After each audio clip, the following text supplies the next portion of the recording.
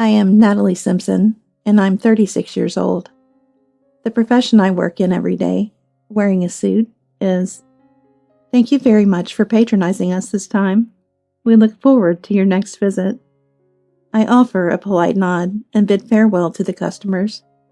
I am the young manager of the restaurant. Our family owns and operates a historic restaurant that has been serving customers for over 100 years. My father works as a chef, and my mother serves as the head manager. I decided to follow in my mother's footsteps and work at this restaurant right after graduating from college. I believe that the reason our restaurant has been able to continue for 100 years is because of the reputation for excellent service provided by the manager and the staff, in addition to the delicious food. My mother began to experience some health problems after turning 60. Although she usually rests, on good days she comes to the restaurant. And my husband handles everything at this restaurant.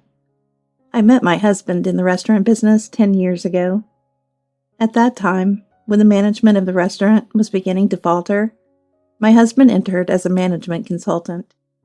My dad, who's really good at his craft, had a hard time figuring out business plans. He was slow to adopt strategies like using the internet to attract customers. It's my current husband who really improved the old-fashioned management.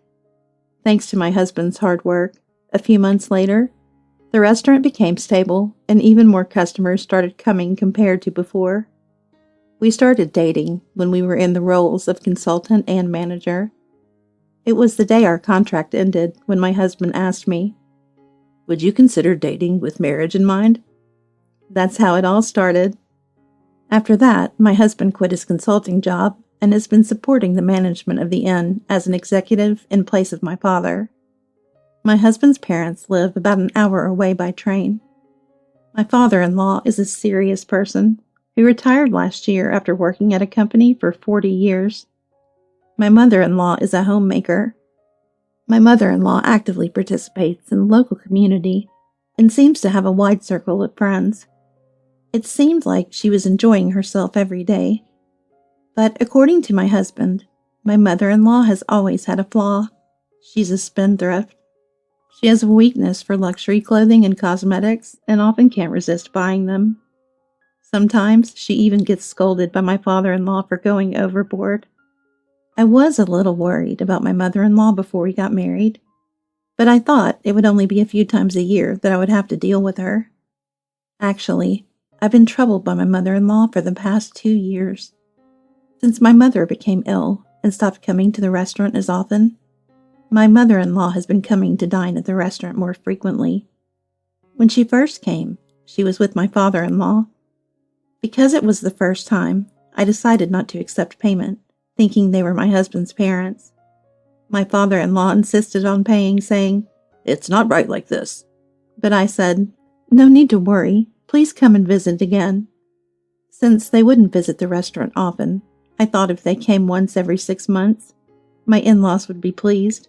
So I thought it was fine to treat them to a meal like this. But this idea was too naive.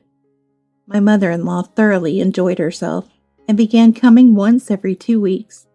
"Can we get the set menu? It's not much, but as a thank you, I'll make sure to promote this restaurant to my friends because I have a wide network." And then she started visiting the restaurant once every 2 weeks. The set meal that my mother-in-law orders costs $350.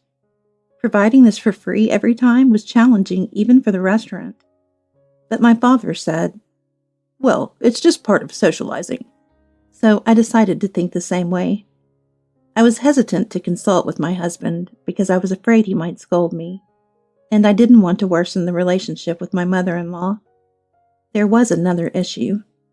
It's my mother-in-law's attitude toward our staff. She started to adopt an intimidating demeanor towards them. "Hey, you there, part-timer. Don't just stand there daydreaming. If you've got free time, clean up around here." Each staff member has their tasks for the day, including time for cleaning and visually checking on each customer to provide necessary care. We're not just idling around with free time. It's troublesome to be arbitrarily scolded by my mother-in-law who knows nothing. "Oh, Mom, There are other customers around, so if you shout at the staff so loudly, "Humph, what's with you? They're not disciplined as part-timers. I told you, you should be grateful." When I try to share a little opinion with my mother-in-law, it ends up like this. She shouts without caring about the surroundings. One time, "Hey you over there, my chair cushion is too hard. Bring something softer. Who do you think is paying for all this?" she shouted. "You haven't paid a single cent." I was about to say it out loud, but I swallowed my words at the last moment.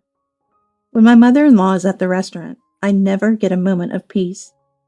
The staff also feels sorry for themselves on the day my mother-in-law visits, as she makes them work hard. Then, one day, I received a call from the restaurant. "Hello?" "Oh, Mom, it's rare to get a call from you. What's up?" "Natalie, I have a little favor to ask." With my mother-in-law speaking in an eerie sing-song voice, I had a bad feeling. "You see, I have lots of friends, don't I? So I've been telling all my friends about your restaurant, and then everyone says they want to go there." "That's very kind of you. Is this some kind of awakening?" "There will be 10 of us, including me and my friends. Yes, we'll all have the top-notch full-set menu, please." "All right, I understand. I guess it's better if you tell me about the budget, right?" "What are you talking about? I said I'm introducing my friends." "Huh? So, since I'm inviting them, you understand what that means, right?" "Inviting? Does that mean another free meal?" No. You must be joking. No, wait, Mom." I hurriedly tried to protest to my mother-in-law, but "When I speak, it's because there's advertising value, so I want compensation for that. Providing a full-set menu that satisfies me is the least you can do. I won't accept anything else. I'm counting on you." With that, my mother-in-law hung up the phone. I was left stunned for a while. Both my staff and I are troubled by my mother-in-law's behavior. If things continue like this, everyone's motivation will plummet. I have to do something. With determination, that night, I decided to discuss my mother-in-law's actions with my husband. I told him everything honestly, from eating for free to her terrible attitude towards the employees. "Is that so? That's terrible. I wish I had noticed sooner. My mom has always been a bit selfish, but this is going too far. It might be better to say she's arrogant. Can I take care of this? I have something in mind." Then the day arrived. My mother-in-law arrived at the restaurant with her friends of the same age, smiling. "Welcome, Mom. We warmly welcome your friends as well today."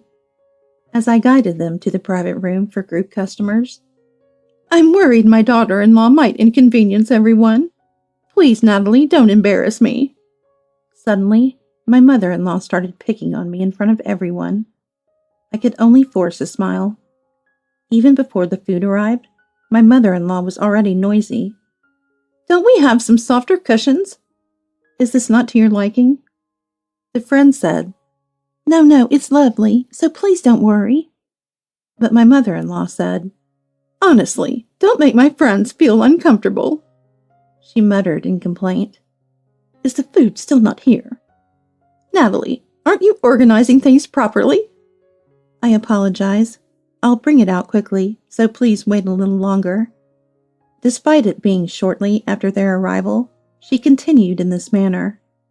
My mother-in-law continued speaking in a manner that indicated she couldn't be satisfied, unless she found fault with everything she saw.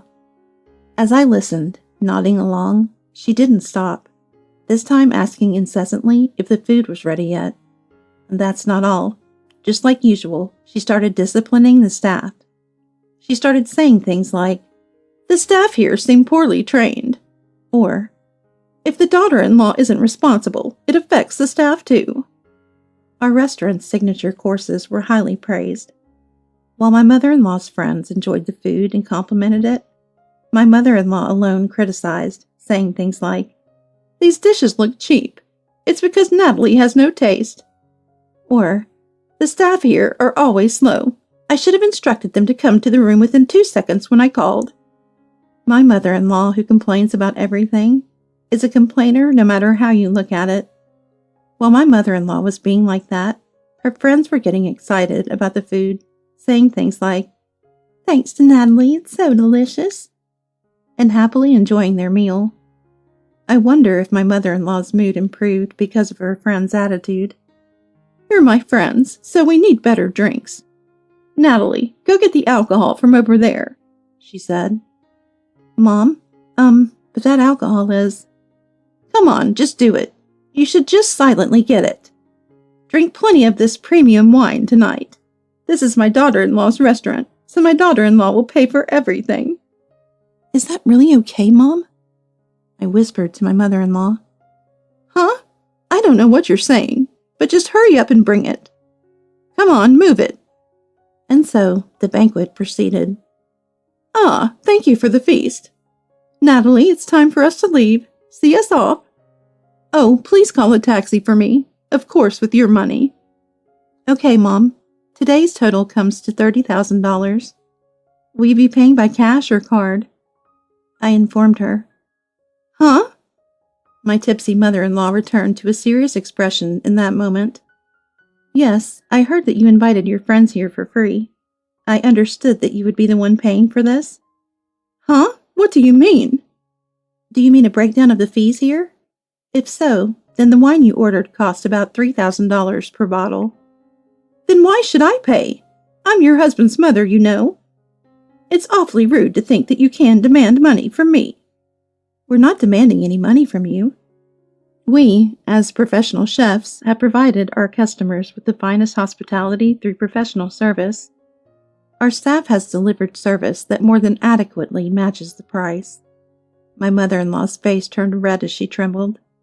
"How despicable of this daughter-in-law! Do you even realize how much I've done for this shop all this time? This is repaying kindness with malice." With that, she began to shout, "Anyway, you just need to do as I say. It would be rude to inconvenience my friends any further, so you won't need a taxi today. Well, everyone, let's head home." As my mother-in-law attempted to leave without paying. "Honestly, what are you doing?" There stood my father-in-law. You? Why are you here?" "Our son wanted to talk to me about something, so I came to see if you were really causing such trouble." I politely nodded to my father-in-law. "Dad, I apologize for the inconvenience you've gone through to come here." No, Natalie, not at all. So what exactly is going on here?" Well, Natalie, because she's been showing gratitude to me on a regular basis, invited me out today, so I brought some friends along, you see. Right, Natalie?"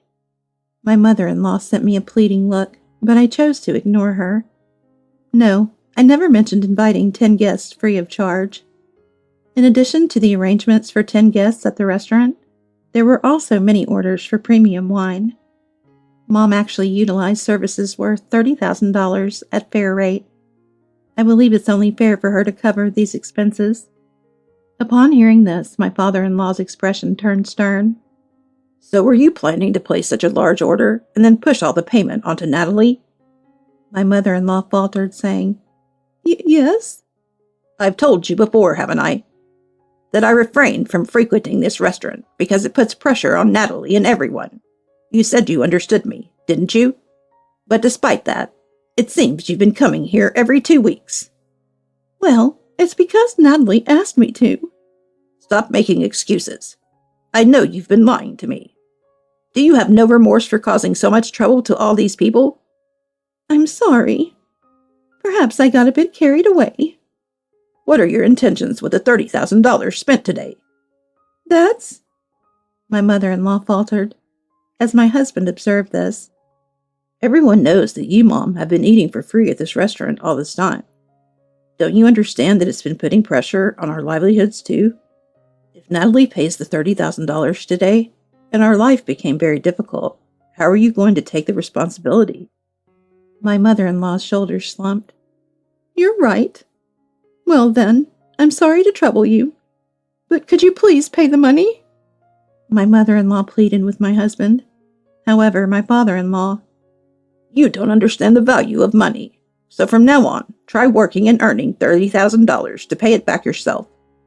"Huh? even if you say that. Actually, the matter has already been settled. Isn't your older brother running a farm in the countryside? When I told him about this story, he said he would straighten you out. So work hard and pay it back with your own effort." With a firm and authoritative tone from my father-in-law, my mother-in-law seemed unable to say anything more. Finally, my father-in-law lowered his head deeply to us. "Natalie, and all the employees, I apologize deeply for the tremendous inconvenience caused by my wife. We may not be able to repay immediately, but we will ensure that we take responsibility and repay it to you. I am sorry that I could not pay attention to anything until now, even though it was my mother's doing." My husband also lowered his head to apologize. Afterward, it seems my mother-in-law reluctantly had to part with the luxury brand items she had purchased before. But the money from selling them was far from enough. To earn the remaining money, my mother-in-law apparently stayed over at her brother's farm, working from morning till night every day. Her brother, upon hearing about the incident, seems to be furious, making her work hard every day, unable to afford any luxury. While I can't help but feel a bit sorry for her, it's somewhat amusing to think of my vain mother-in-law doing mundane farm work every day. And about a week after my mother-in-law started working, she called me. "I'm truly sorry. I've treated you terribly before. Despite all the lavish treatment you've given me, I got carried away. Just this time, please forgive me. If you forgive me, I'll make an effort to get along with you. Right? Isn't that good, Natalie?" "Ideally, I wanted to get along with you from the beginning." "That's right. It's never too late to start now, right?" "But I find it hard to forgive what you've done up to now. You've been disrespectful, not only to me, but also to the staff. Moreover, this is not just a promise between you and me, but also with my father-in-law and husband. Please take full responsibility and repay the money yourself until the end." With that said, despite my mother-in-law still shouting, I hung up the phone without caring. Just how self-centered can my mother-in-law be? I'm beyond amazed at how shamelessly she called repeatedly. After all the trouble she caused, I have no intention of helping her. Despite the harassment the employees endured from my mother-in-law, they continued to work hard without anyone stopping them. As a gesture of gratitude to these employees, I happily offered them a special treat. People are treasures. I'm truly angry at my mother-in-law for harassing such good people. I sincerely hope she completely changes her ways. The restaurant continued to thrive. Although none of the friends my mother-in-law promoted came, my husband, employees, and I will continue to work hard every day to ensure our customers are satisfied.